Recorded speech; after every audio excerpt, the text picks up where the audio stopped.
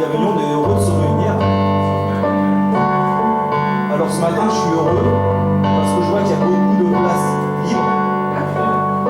Ça veut dire que Dieu a béni et on a beaucoup de frères et sœurs qui sont en vacances, qui profitent de la journée pas trop pluvieuse aujourd'hui. Et ça, pour ça, c'est un sujet de joie. Amen. Amen. Louange et gloire à ton Seigneur. Oh, merci Seigneur, tu nous relèves. Amen, alléluia. Amen, alléluia, gloire à toi. Amen, alléluia. Ce qu'on va faire tout à l'heure, si Arnaud et Julie le veulent bien, on prendrait quelque temps, on va reprendre ce chant, et puis on va terminer avec un temps de prière, que Dieu nous renouvelle, que Dieu nous relève, nous en avons besoin, et à ce moment-là, on prendra un temps pour prier pour les bien-aimés qui ont besoin de la grâce de Dieu. Nous allons prier pour Mayo et Bernard qui est dans un état critique, qui a besoin de la grâce de Dieu. Nous allons prier pour Jean-Pierre. Ça fait déjà quelque temps que nous prions pour lui. Il y a des moments où ça va, et puis il y a des moments où eh bien, c'est plus compliqué. Voilà, nous allons prier pour le fils de notre frère Marcel, ici présent. Amen, alléluia. Nous prendrons un temps de prière tout à l'heure. Je voudrais simplement apporter quelques paroles avant que nous puissions prier. Nous allons prier parce que nous avons un grand Dieu, un Dieu qui fait des miracles. Amen. Un Dieu qui fait des miracles. Il y a un jeune pasteur qui avait commencé son ministère quelques années en arrière, et puis fidèle au Seigneur, et avec son épouse, ce qui s'était passé, c'est que eh bien, son épouse était enceinte, et puis il y a eu une infection, une complication. Ça a été au point où elle avait perdu connaissance. Et on l'avait amenée à l'hôpital, elle était restée dans le coma quelque temps. Et quand elle était réveillée, son époux lui explique la situation et lui dit que eh bien, le médecin a été obligé, pour la sauver, non seulement d'enlever le bébé qui vient, mais de tout enlever. Les trompes, l'utérus et tout. Et ça a été un choc pour elle, parce qu'elle aimerait bien avoir des enfants.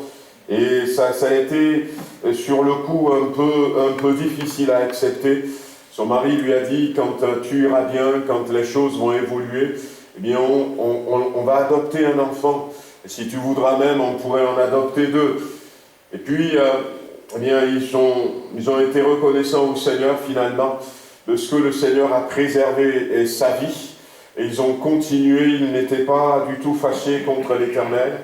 Puis il y a quelques temps après, ce jeune pasteur devait partir pour aller prendre une église en charge. Et le jour de son dernier culte, il y avait un autre pasteur qui était de passage. Et le pasteur principal a demandé de prier pour eux, pour que le Seigneur les bénisse là où ils vont aller. Et en priant pour eux, dans la prière, il avait dit que le Seigneur vous restaure. Que le Seigneur vous restaure dans tout ce que vous avez perdu. Et cette petite phrase a toute son importance parce que quelque temps après, quand ils sont partis là-bas, fidèle au Seigneur, elle se sentait mal et tout, et puis finalement elle ne comprenait pas, elle avait des nausées, tout ça. Et puis elle disait, mais qu'est-ce qui m'arrive? Parce qu'elle ne pensait pas du tout qu'elle pourrait tomber enceinte. Et finalement, elle était partie à l'hôpital, consultation, et puis ils ont dit qu'elle est tombée enceinte. Mais c'est pas possible. Je ne peux pas tomber enceinte. Pourquoi? Alors elle a raconté, mais ceux-là me disaient, mais écoutez, et puis du coup, ils ont téléphoné à l'hôpital où l'opération a été faite, le chirurgien, et ils ont dit, elle est tombée enceinte. Et ils n'en revenaient pas. Ils ont demandé qu'elle revienne pour une consultation. Elle était retournée pour une consultation et c'était vrai. Et tous ceux qui étaient là dans la première opération étaient encore là. Ils ne croyaient pas, ils ne comprenaient pas. Et ils ont demandé à cet homme et sa femme, si vous voulez bien, eh bien, on va suivre la grossesse jusqu'à l'accouchement. Et c'est bien, Dieu sait faire les choses. Et le jour de l'accouchement, dans cet hôpital où elle avait été opérée, eh bien, son époux était là, mais il n'était pas dans la salle d'opération parce qu'elle devait accoucher par césarienne.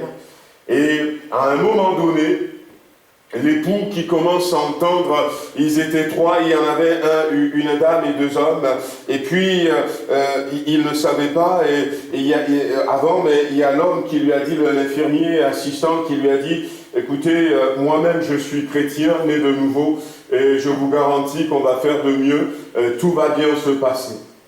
Et puis, quelque temps après, eh bien, il entend cet infirmier qui commence à parler en langue, à prier en langue, il se dit, mais qu'est-ce qui se passe? Et l'infirmière, elle qui n'était pas chrétienne, était sortie, eh bien, troublée de la salle d'opération. Alors le pasteur, il dit, mais qu'est-ce qui se passe? Il ose rentrer quand même, qu'est-ce qui arrive à mon épouse?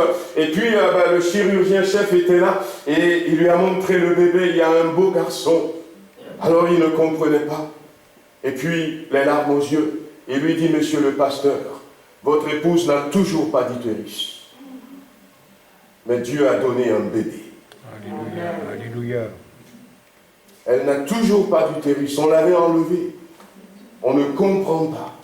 Dieu a donné un bébé. Nous avons un grand Dieu, frères et sœurs. Nous avons un grand Dieu qui fait encore des miracles et qui peut nous surprendre et qui peut nous étonner. Mais pour vivre des choses comme ça, ce matin, je voudrais partager avec vous une seule clé, la prière. La prière. La prière. Voyez-vous, je pense que nous sommes dans des moments où nous devons augmenter nos temps de prière, où nous devons nous entraîner à plus de prière. Lorsque l'apôtre Paul disait à Timothée, « Exerce-toi à la piété », eh bien, il ne parlait pas d'un exercice comme un exercice de mathématiques ou d'anglais, mais entraîne-toi.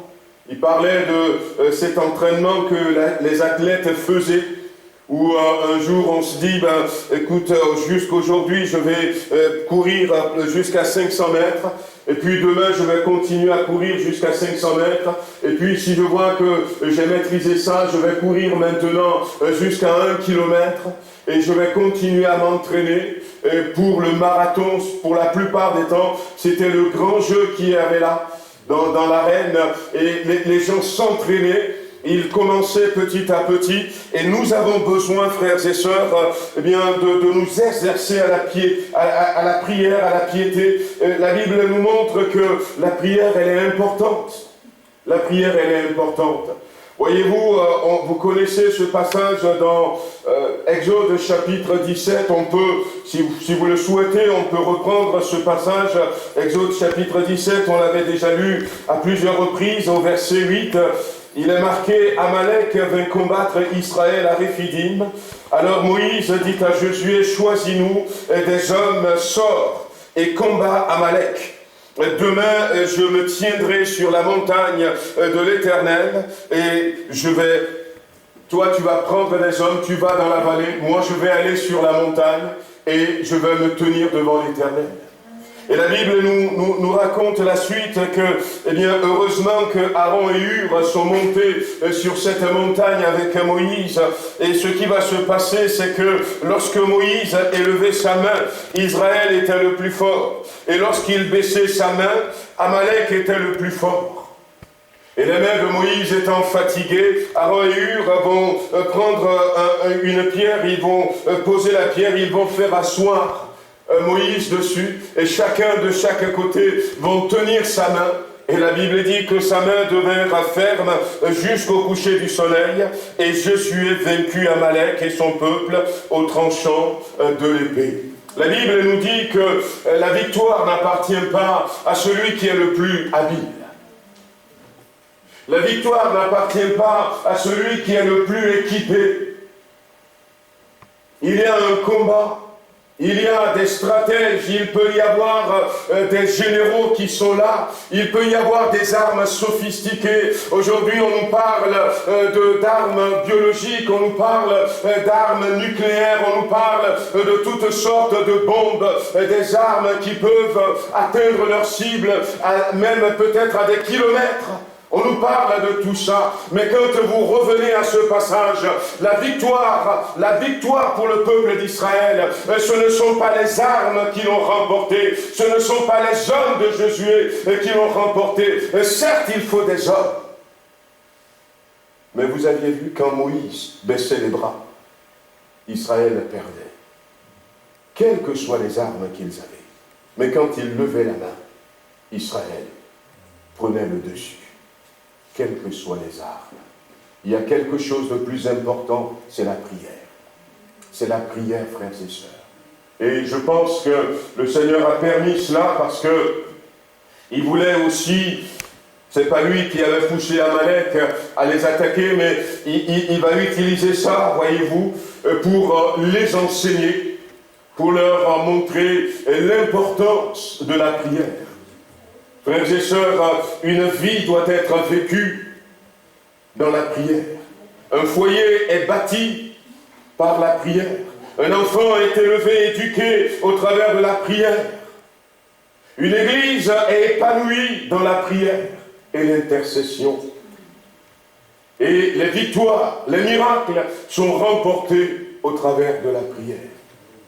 Parce que, bien, il y a une réalité spirituelle que nous ne voyons pas. Il y a une réalité spirituelle. Je vous avais cité aussi l'exemple de David et Goliath. Vous connaissez ce passage dans 1 Samuel chapitre 17. Et d'ailleurs, c'est David qui va dire cette phrase aussi, 1 Samuel chapitre 17. La Bible nous dit que ce grand homme, Goliath, était venu et il a défié Israël. Et en le regardant, tout le monde a peur. Tout le monde plie les genoux quelque part. Et on pourrait comparer, eh bien, Goliath à un armement moderne, sophistiqué. Et puis, il avait une force. Personne n'osait l'affronter. Aujourd'hui, eh bien, le monde retourne à l'armement. À un moment donné, c'était la guerre. Les deux blocs. Et celui qui aura le plus d'armes, c'est lui qui sera craint. Puis à un moment donné, ils ont dit on va temporiser. Et puis après, là, maintenant, ils sont en train de repartir. Israël est inquiet à cause de l'Iran qui est en train de se fabriquer des armes nucléaires. Ça, c'est le monde. Ça, c'est le monde. Bien-aimé, ça, c'est le monde. Quand on était parti en Israël, quand moi j'ai été pour la première fois avec quelques pasteurs, on était allé sur le plateau de Golan. Et quand on va vers le Golan aujourd'hui, il y avait encore quelques chars abandonnés. On a été voir quelques-uns de ces chars. Il y a encore des terrains qui sont complètement minés. Et Israël était en guerre contre la Syrie. Israël n'était pas nombreux comme aujourd'hui.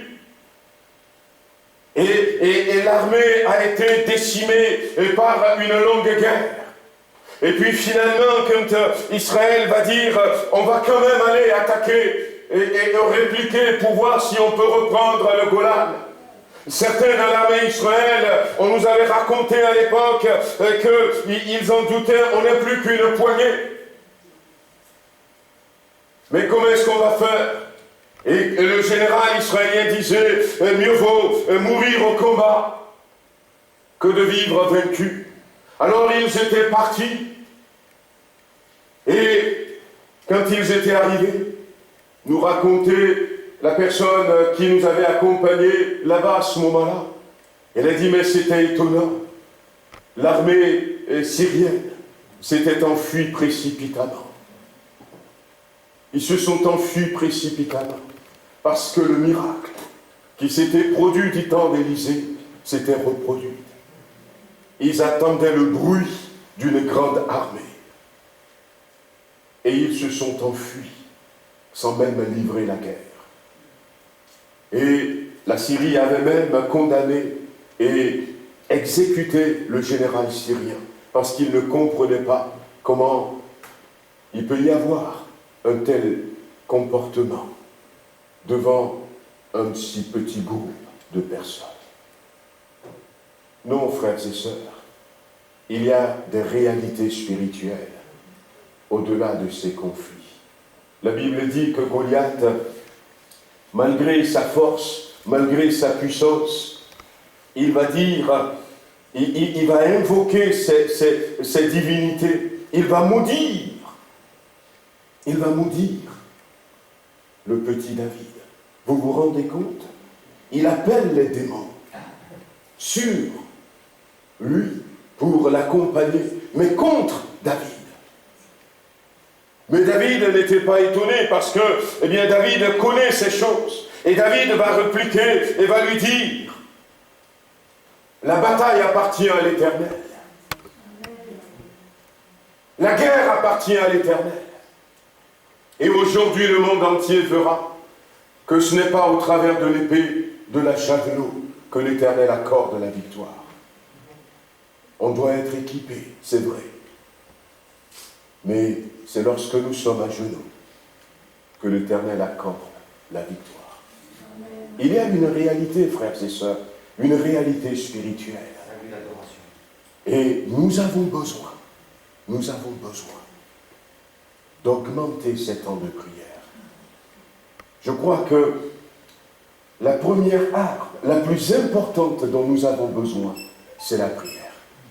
C'est la prière que le Seigneur nous donne, d'être de ceux qui ne vont pas baisser les bras. Jésus nous dira dans Luc chapitre 18, priez, priez, ne vous relâchez pas dans la prière. C'est ce que Jésus nous dit. Ne vous relâchez pas dans la prière. Mais regardez comment est-ce qu'il priait. Ne vous relâchez pas. Et l'apôtre Pierre, lui, il dira, eh bien, priez sans cesse. Non pas de laisser tout de côté, mais priez, priez, priez encore. Nous devons retrouver ce désir de prier. Et nous devons véritablement demander au Seigneur de nous aider à prier plus. À prier plus. À prier plus. C'est dans la prière que Dieu nous donne les révélations. C'est dans la prière que nous sommes équipés spirituellement.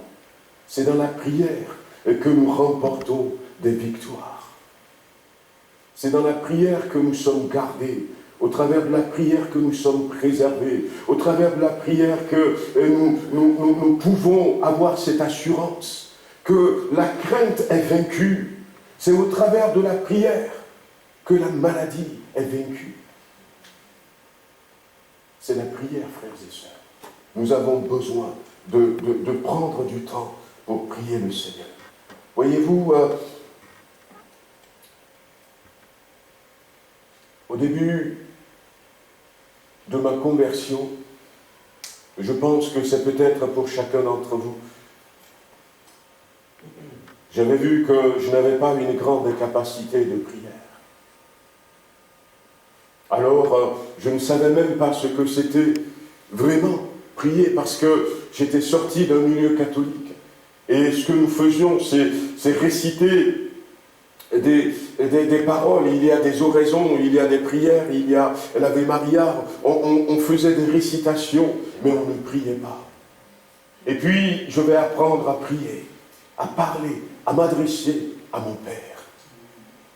Et lui aussi va me répondre. Et du coup, eh bien, je vais apprendre petit à petit. Au début, ça va être 5 minutes par jour. Et puis après, quelque temps, bien maintenant que je suis habitué, je vais augmenter un peu. Je vais passer à 15 minutes par jour. Et puis après, je vais passer à 30 minutes par jour. Avec le temps avançant, je vais passer à 1 heure par jour. Et petit à petit, je vais gagner en prière. Et je pense que nous avons besoin maintenant de reprendre cette échelle. Il le faut.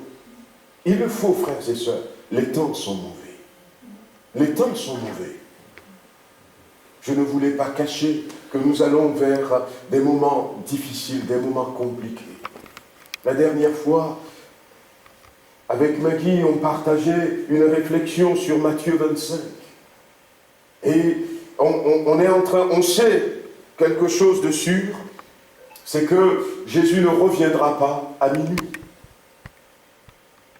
Pourquoi? Parce que ce n'est pas possible.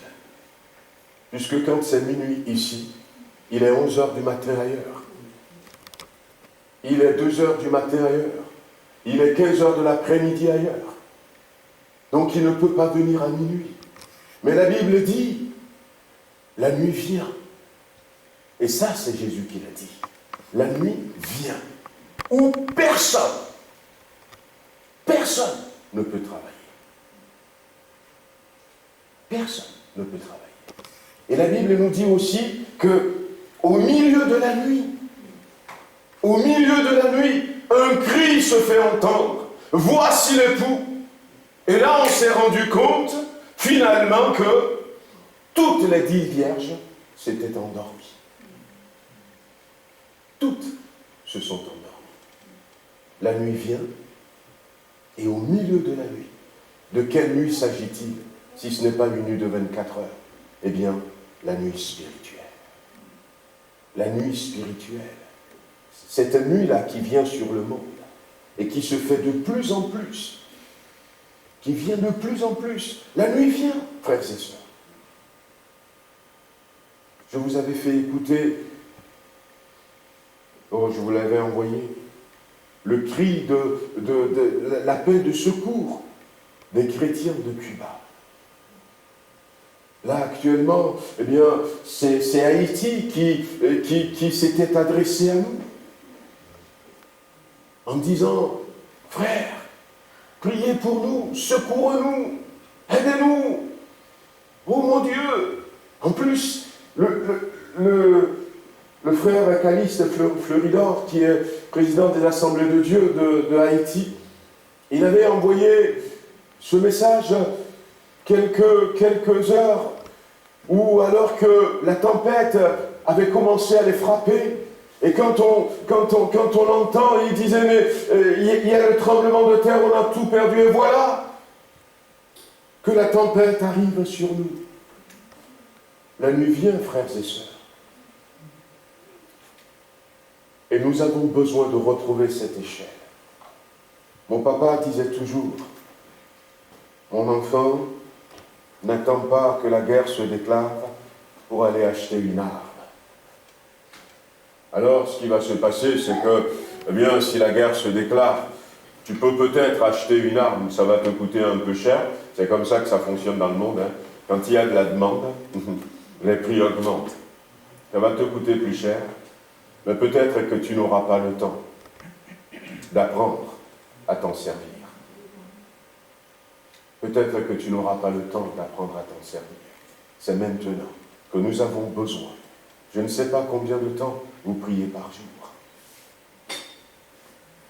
Et puis, je n'imaginais pas que, eh bien, je pourrais arriver jusque-là. J'ai commencé à prier, à augmenter, et puis à un moment donné, eh bien, c'est le jeûne. 1 heure par semaine, un repas, un après-midi, et puis finalement, petit à petit, un jour par semaine, et je vais continuer comme ça, Et c'était en 94. 6 ans après que j'ai pris mon baptême, que j'ai fait mon premier jeûne et prière de 40 jours. Ça a augmenté petit à petit. Petit à petit, petit à petit. Un jour par semaine, des fois. Des fois, je dis, ah ben tiens, 3 jours par mois. Et j'en étais arrivé là. J'en étais arrivé là. Nous avons besoin de retrouver cette échelle, frères et sœurs. Nous avons besoin de nous consacrer à nouveau pour le Seigneur, parce que les temps sont mauvais. Et voyez-vous, eh bien, rien d'autre ne pourra nous sauver. Rien d'autre ne pourra nous sauver. Qu'est-ce que Jésus va nous dire? Priez, afin de ne pas tomber dans la tentation. C'est la prière qui nous sauve de la tentation. C'est la prière qui nous sauve de la souffrance. C'est la prière qui fait la plupart des choses. Mais, eh bien, la prière, voyez-vous,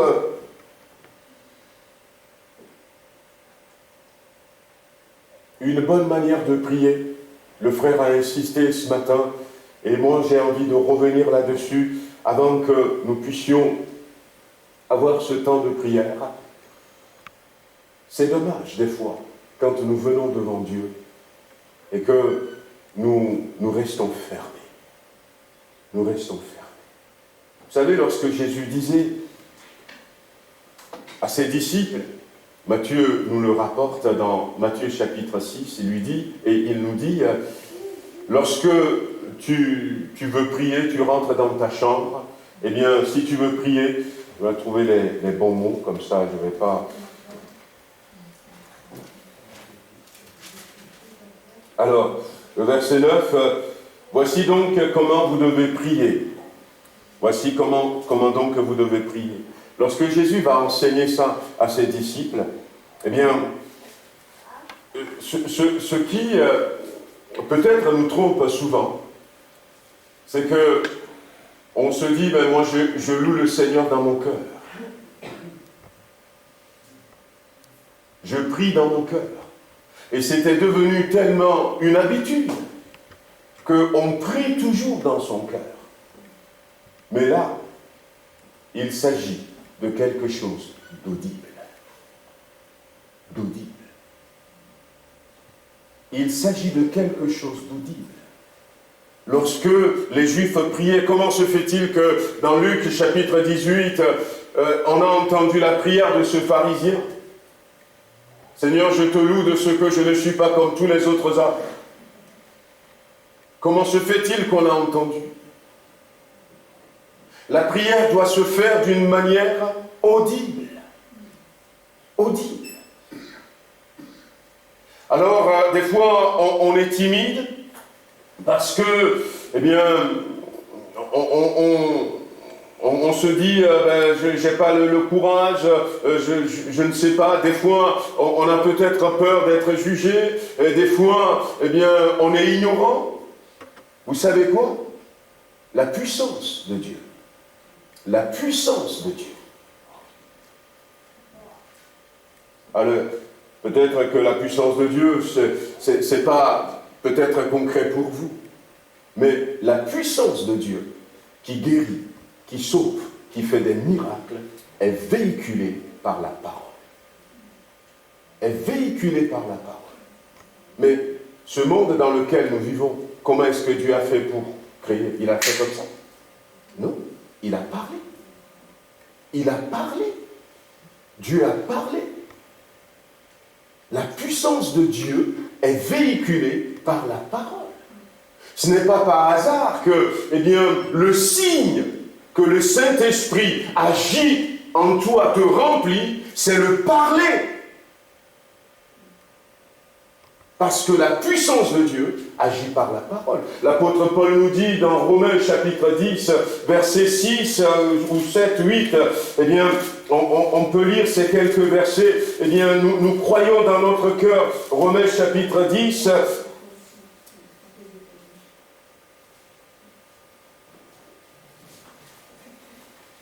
c'est le verset 6. Mais voici comment parle la justice qui vient de la foi. Wow. Ne dis pas dans ton cœur. Ne dis pas dans ton cœur. Voici comment parle la justice. Ne dis pas dans ton cœur. Mais nous sommes tellement habitués à garder notre bouche fermée. À dire, mais c'est suffisant. Parce que la Bible dit, eh bien, Dieu sait, et c'est vrai, Dieu sait ce que j'ai dans mon cœur, Dieu sait, eh bien, ce que je pense, Dieu connaît même les propos de ma bouche, avant même que je parle, Dieu le sait. Mais vous savez quoi? Dieu veut quand même que je parle. Dieu veut quand même que je parle.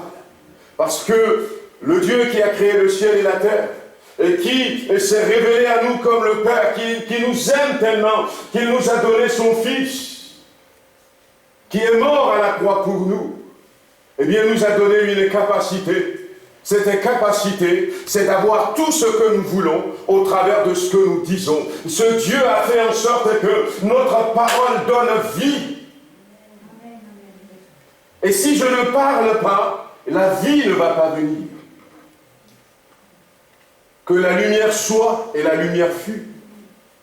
Jésus dira, je le veux, sois guéri, et la personne est guérie. Jésus dit, Lazare sort, et Lazare est sorti. Et Jésus nous dit, comme le Père m'a envoyé, il y a tellement de souffrances, il y a tellement de soucis, tellement de problèmes, tellement de situations compliquées qui ne se débloquent pas parce que nous refusons d'utiliser ce canal par lequel la puissance de Dieu se manifeste. L'apôtre Paul va continuer et dira que si tu confesses de ta bouche, non, il va au verset 8, la parole est dans ton cœur. Or, la parole, oui, le verset 9, si tu confesses de ta bouche le Seigneur Jésus, et si tu crois dans ton cœur que Dieu l'a ressuscité, tu seras sauvé. Et l'explication, c'est en croyant du cœur, la foi, en croyant du cœur que nous sommes sauvés. Mais c'est en confessant, c'est en proclamant, c'est en déclarant, c'est en affirmant qu'on parvient au salut. Au salut. Et ce que l'ennemi attend pour bouger, eh bien, c'est notre déclaration. C'est notre déclaration. C'est notre proclamation. Pour qui est-ce que la Bible dit que Dieu siège au milieu des louanges de son peuple? Eh bien, c'est pour nous. C'est pour nous. Et si je ne loue Dieu que dans mon cœur, et en plus, la vitesse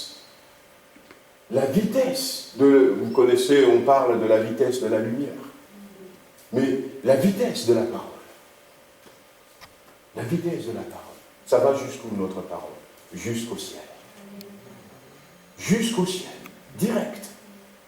La Bible nous l'a dit à plusieurs reprises, en disant que tout ce que nous disons, eh bien, sont enregistrés. En disant que les 24 vieillards autour du trône de Dieu, ils tenaient une coupe chacun. Et dans ces coupes se trouve la prière des saints. Nos prières, ça monte. Et ça se répand dans l'univers. Cieux entend, dira Dieu. Et il pourrait le dire encore. Entend. Mais comment est-ce que les cieux peuvent entendre si je ne prie que dans mon cœur? Et non seulement les cieux entendent, mais comment est-ce que les démons peuvent me lâcher? Comment est-ce que les esprits méchants peuvent savoir? Je vous avais raconté un témoignage. Alors je vous l'avais raconté dans un autre contexte, mais ce témoignage, je peux vous raconter à nouveau ce témoignage où il y avait ces trois jeunes garçons qui connaissaient pas très bien le monde des ténèbres et qui ont décidé de trafiquer avec les esprits pour leur examen. Moi, quand j'étais, je ne sais plus si c'était au collège ou déjà même à l'école primaire, au Togo, en Afrique, on entendait parler de ces choses. Ah, mais des fois, on te demande de réciter des paroles d'incantation Puis après, il dit, mais il y a un esprit qui va venir, qui va tenir ton stylo et puis qui va répondre pour toi. Et des fois, il faut dessiner des pentacles. Eh bien, c'est des choses qui ont infiltré nos écoles, déjà nous. Puis, finalement, ces 3 jeunes garçons, ils ont décidé d'aller un peu plus loin. C'était l'examen de bac et finalement, un esprit leur a donné rendez-vous à 1h du matin dans un cimetière et il va leur donner les sujets du bac. Alors, ces 3 jeunes sont partis. Et en allant au cimetière, ils ont rencontré un homme qui, lui, revenait du cimetière. Et c'est cet homme qui nous raconte ce qui s'est passé. Et cet homme, lui, il était un grand sorcier. Et quand il venait, il avait vu ces 3 garçons, rapidement, il les a pesés spirituellement. Pour voir, c'est quoi, est-ce qu'ils vont m'attaquer et tout ça. Et il a vu qu'ils sont vides, il n'y a rien. Voilà. Il n'y a aucune capacité dans ces 3 garçons. Et puis, il leur a même adressé la parole en disant, il est tard, vous devez avoir peur, qu'est-ce que vous faites ici? Et puis il est parti. Il a continué. Mais cet homme, on lui avait dit que Dieu n'existe pas.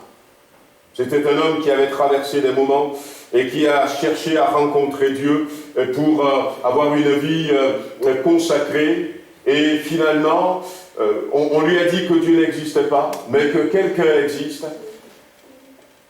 Et donc, il a progressé, et il était devenu un grand sorcier. Et pour lui, Dieu n'existait pas.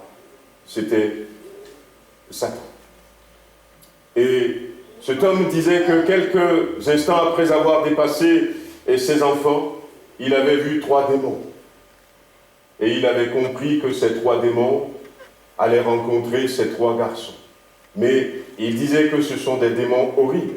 Et quand il les a vus, il a dit, ces garçons, est-ce qu'ils vont tenir devant ces 3 démons? Mais il n'y a pas de pitié dans ce royaume. Il a continué. Et quelques instants après, les démons se sont enfuis. Se sont enfuis à toute vitesse.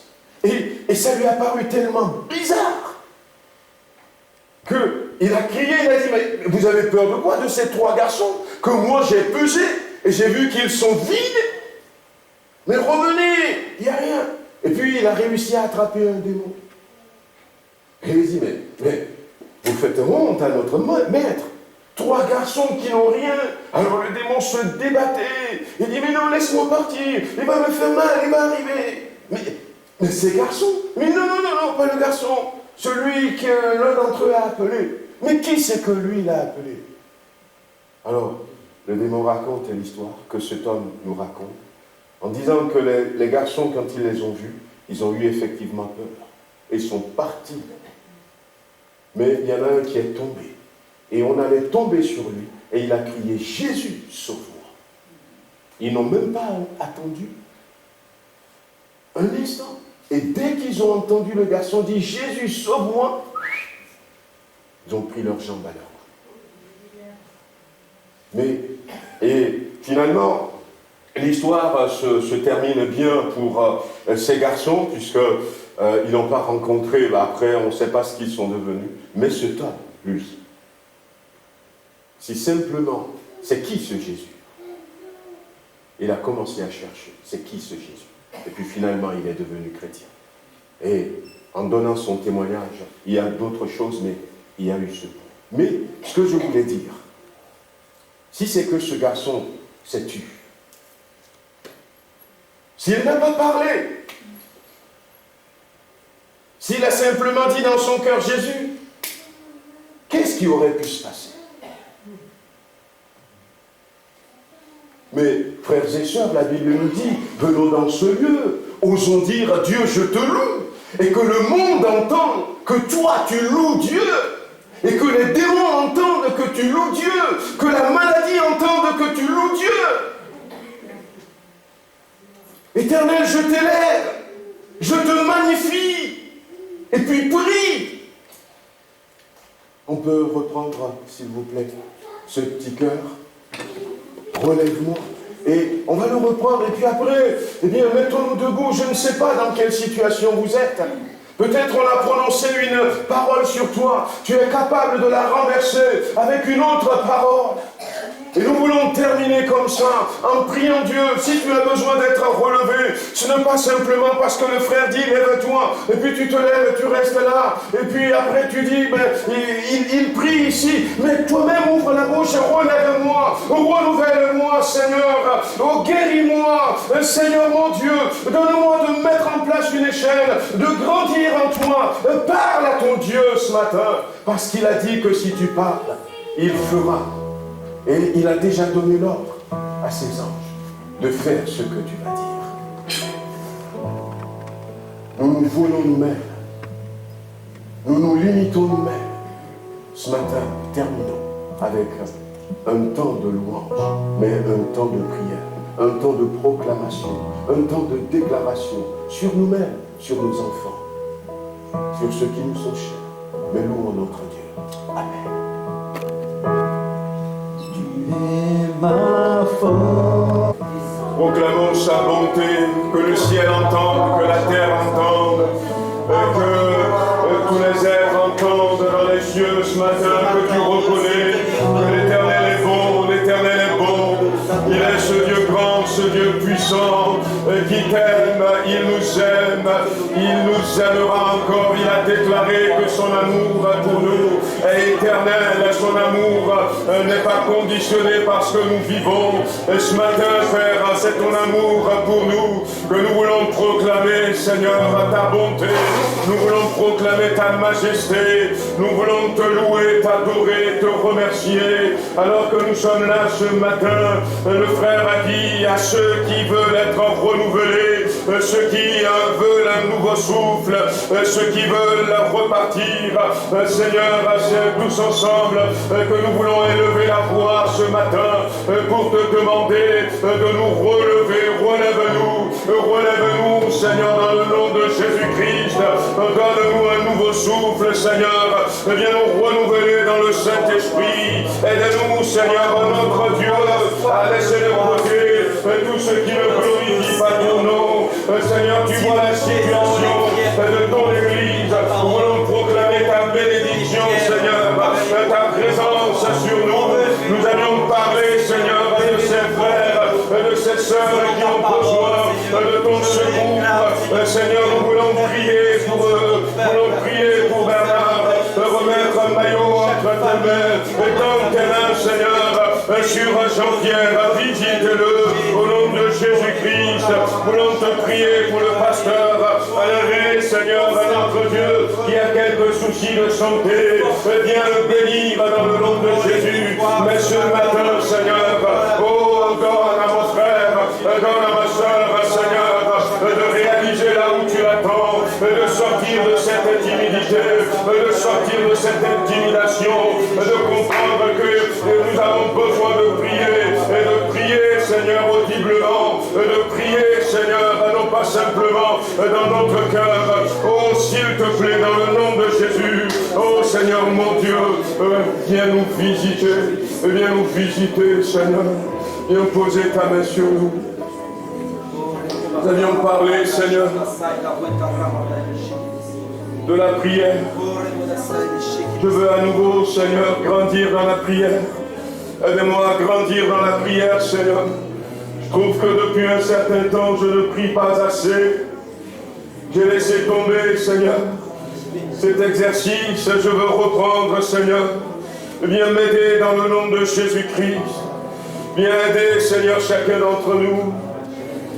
Alléluia, nous savons que tu nous entends lorsque nous t'appelons. Nous savons, Seigneur, que tu as donné des ordres à tes anges de faire ce que nous te demandons par la foi. Alors ce matin, Seigneur, entends chacun de tes enfants. Entends chacun de tes enfants. N'est-ce pas toi qui nous as dit dans le livre des Nombres, je vais faire exactement comme chacun a dit à mes oreilles. Oui, Seigneur, ce matin, ton peuple te parle. Ton peuple se tourne vers toi. Entends ce que nous disons, Seigneur. Que celui qui a besoin d'être guéri, qui le proclament, qui le demandent, Seigneur, reçoivent la guérison dans le nom de Jésus-Christ. Que celui ce matin, Seigneur, qui a une douleur quelque part, que ce soit au dos, que ce soit dans les jambes, oh Seigneur, celui qui te demande ce matin de le libérer de cette crainte, de cette peur, entends, Seigneur, ce qu'il dit, Seigneur, et visite-le, libère-le, Seigneur, libère-la dans le nom de Jésus-Christ. Quelqu'un te prie ce matin pour son conjoint, pour ses parents, pour ses enfants, qui ne sont pas encore à toi, Seigneur. Entends ce qu'ils disent, Seigneur. Voulons que ce matin, Seigneur, tu nous donnes de ne plus, Seigneur, retomber dans le même piège, mais de continuer comme ça, dans le nom de Jésus-Christ. Dans le nom de Jésus-Christ. Jésus proclame la parole. Nous avons la foi, Seigneur, mais nous voulons ajouter ce matin la déclaration, parce que tout a déjà été accompli au travers de la croix de Jésus-Christ. Tout est à notre portée, Seigneur, mais nous ne les vivons toujours pas, parce que nous ne les proclamons pas, parce que nous ne les confirmons pas par la parole. Mais ce matin, Seigneur, nous te remercions, parce que nous avons franchi une étape. Et donne-nous de continuer comme ça.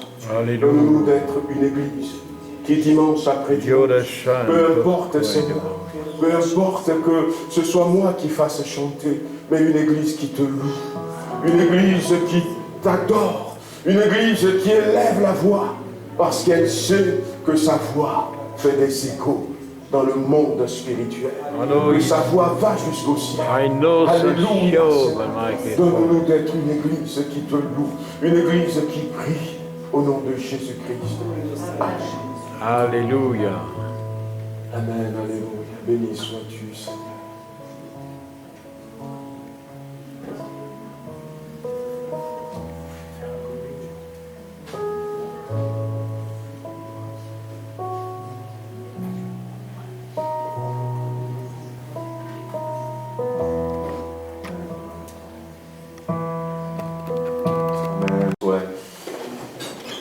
Alors, dimanche dernier, ça n'a pas été rappelé, mais j'avais oublié de le dire à Bertrand. Bon, j'ai envoyé un message, mais c'était tard, il n'avait pas regardé. À partir de demain, normalement, on veut commencer un temps de jeûne et prière.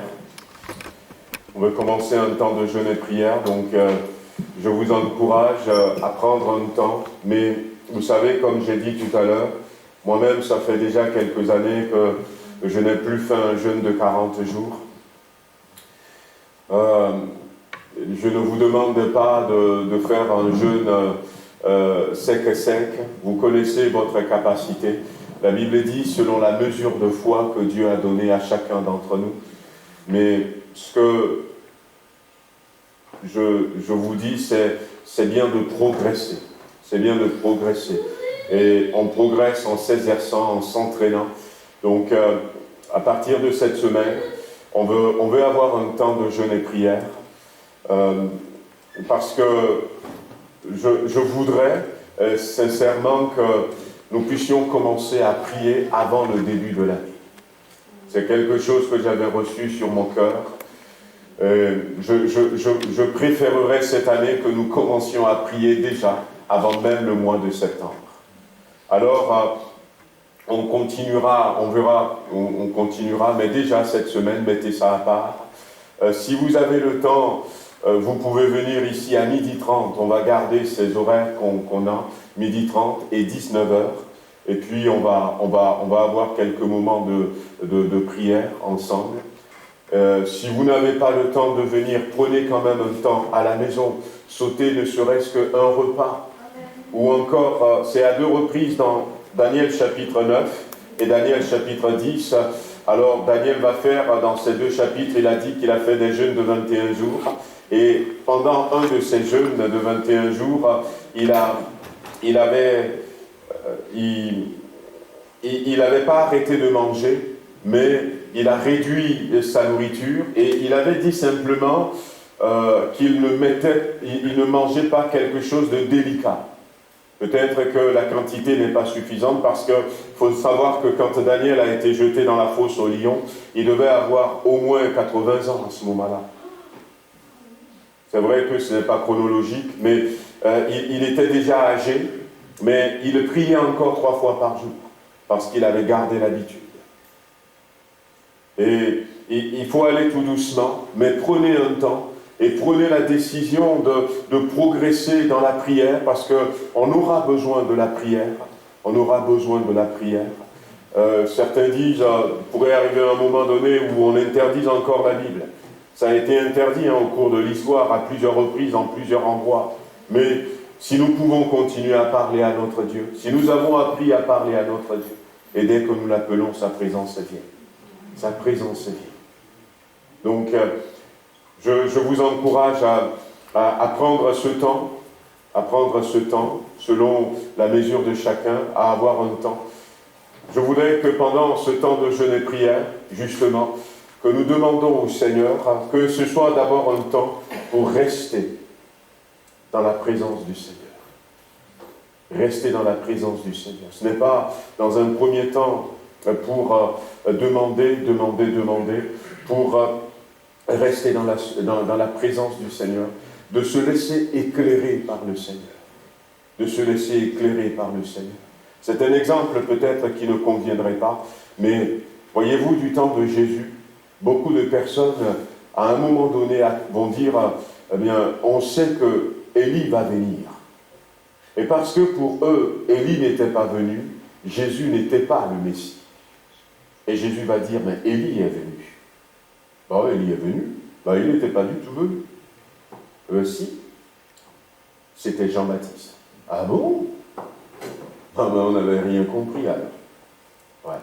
Donc, j'ai envie que nous puissions prendre du temps, rester devant la présence de Dieu et laisser le regard de Dieu nous transpercer, nous montrer les choses que peut-être nous ne comprenons pas, les choses que nous n'avons pas encore saisies, les choses qui eh bien, ont réellement besoin de changer dans notre vie.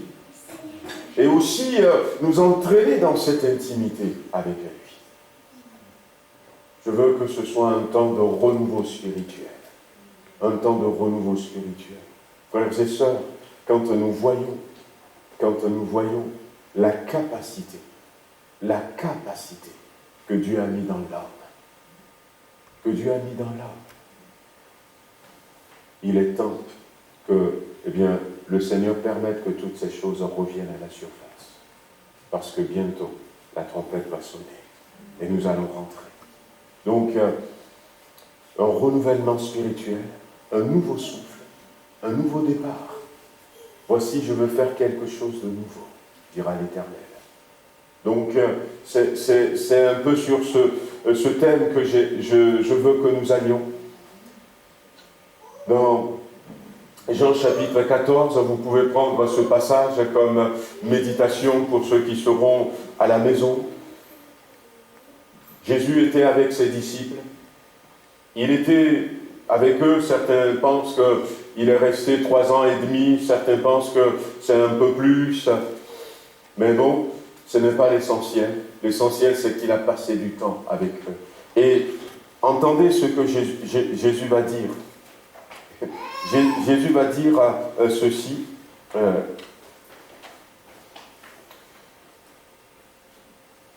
Thomas, il s'adresse à Thomas. Et il va lui dire,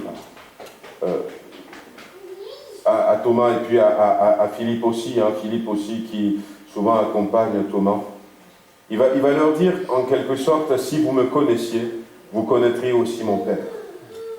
Et quand Philippe va renchérir au verset 8, et puis Jésus va dire, il y a si longtemps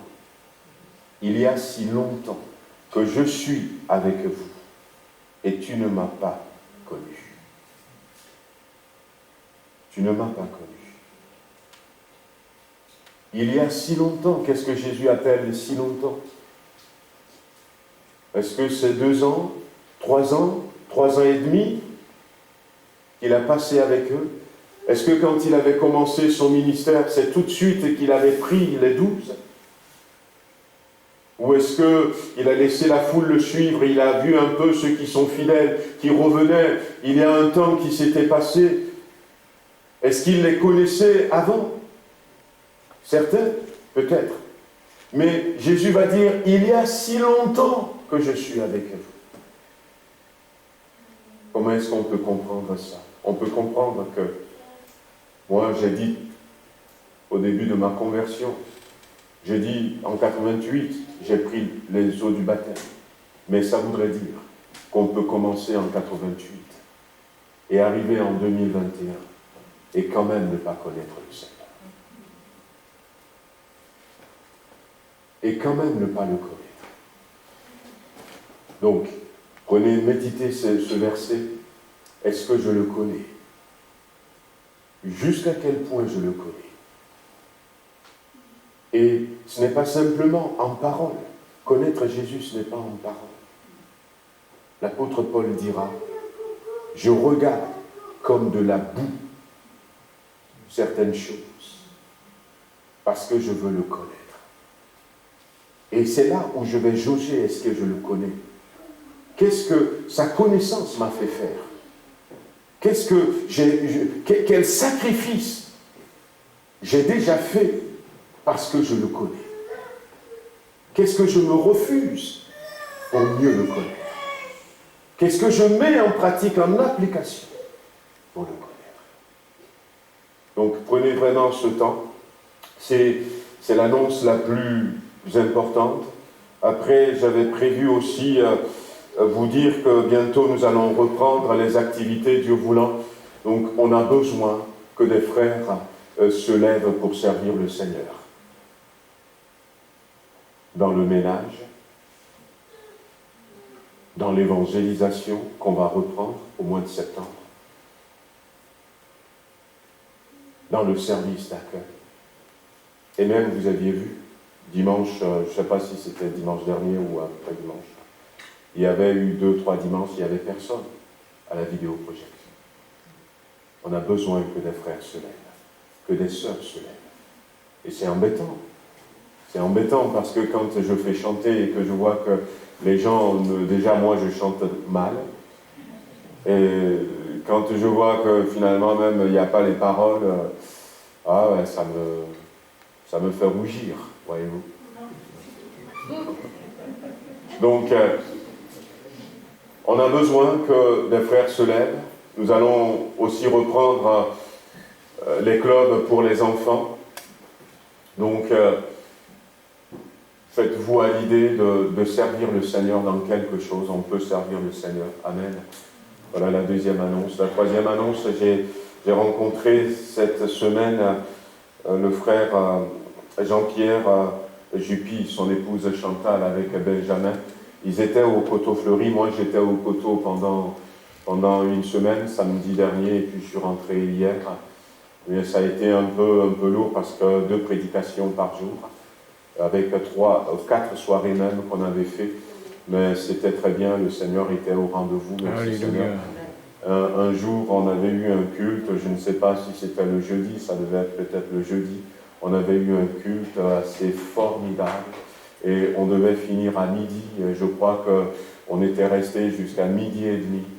Et bien après, il y avait l'onction de Dieu qui était fort. À un moment donné, plusieurs personnes à genoux, le chantre qui pleurait, le pasteur qui pleurait, des gens qui pleuraient, la présence de Dieu était là. Personne n'a envie de se hâter pour aller manger. Merci Seigneur, que le Seigneur nous donne de vivre ces choses. Nous aussi, ici. Amen, amen, gloire à Dieu. Voilà, ça s'est bien passé. Et puis Jean-Pierre et Chantal m'ont demandé de bien vous saluer.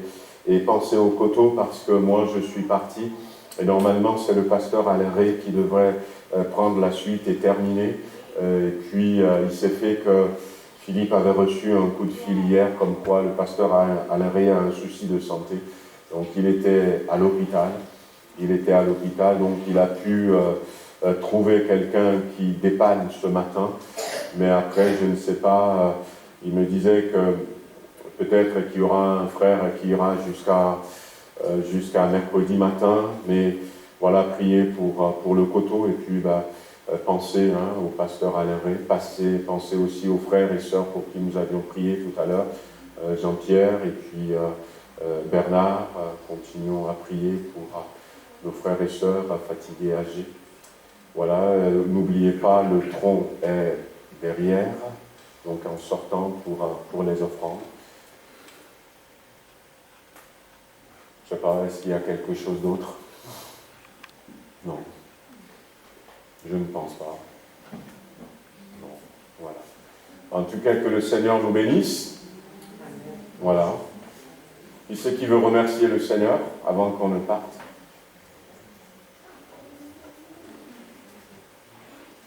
Amen. Un frère, une sœur?